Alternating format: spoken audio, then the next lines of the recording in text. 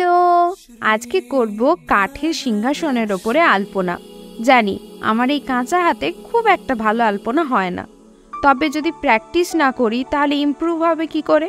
তাই ৭-৫ না ভেবে আলপনা করতে বসেছি। তবে হ্যাঁ, আমার জীবনে তাড়াহুড়ো ছাড়া কোনো কাজই হয় না। আমি জানতাম সিংহাসনটা সাজানোর জন্য বেশ কিছুটা সময় আমার হাতে আছে, কিন্তু না, পরে মা বলল কালকেই পুজো, সুতরাং আজকেই এটা কমপ্লিট করে ফেলতে হবে। তাই খুব তাড়াহুড়ো করে স্নান খাওয়া সেরেই কাজে বসে পড়েছি।